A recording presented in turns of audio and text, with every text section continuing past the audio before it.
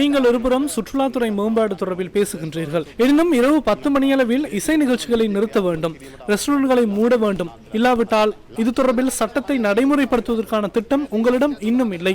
12 லட்சத்துக்கு வாகனம் ஒன்றை கொள்வனவு செய்ய முடியும் என நீங்கள் கூறினீர்கள்.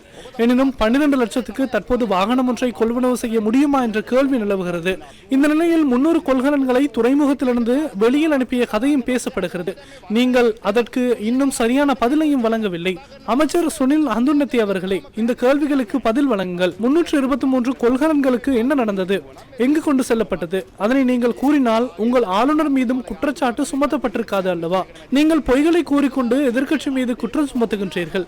அமெரிக்காவில் அரசாங்கம் ஒன்று மாறியவுடன் USAID தொடர்பில் தீர்மானம் ஒன்று எடுக்கப்பட்டது. ஏனெனில் அந்த நிறுவனத்துக்கு பணம் வழங்கிய தாய் நிறுவனம் ஏதேனும் ஒரு குற்றச்சாட்டை சுமத்துவதாக இருந்தால் அந்த நிறுவனம் வேறொரு நாட்டுக்கு சென்று அரச கட்டமைப்பிலும் அரசியல் விவகாரங்களிலும் ஈடுபடுவதாக குற்றச்சாட்டு சுமத்துவதாக இருந்தால் அந்த நிறுவனம் இலங்கையில் அரசு சார்பற்ற 100 நிறுவனங்களுக்கு வழங்கிய பணம் தொடர்பில் இந்த அரசாங்கத்தின் நிலைப்பாடு என்னவென்பதை நீங்கள் எனக்கு கூறுங்கள்.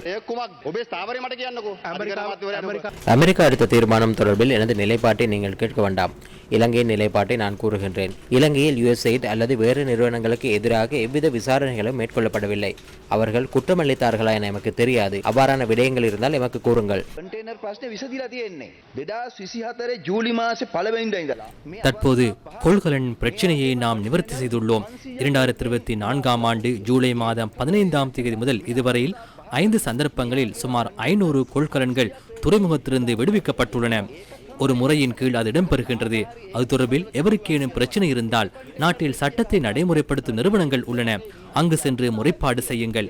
அரசியல் ரீதியாக சேறு பூசுவதற்கு இதனை பயன்படுத்துகின்றனர். அடுத்ததாக வாகனம் தொடர்பிலான பிரச்சினை. நாட்டில் தவறான பொருளாதார கொள்கையை நடைமுறைப்படுத்தி நாட்டை வங்குரோத்தடைய செய்தமையினாலேயே டாலர் தட்டுப்பாடு ஏற்பட்டது.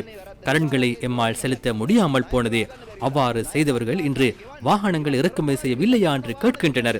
இந்த வருடத்தில் எமக்கு 6% பொருளாதார அபிவிருத்தி ஏற்பட்டுள்ளது. எமது ஏற்றுமதி அதிகரித்துள்ளது. குறிப்பிட்ட அளவு டாலர் கையிருப்பு உள்ளது.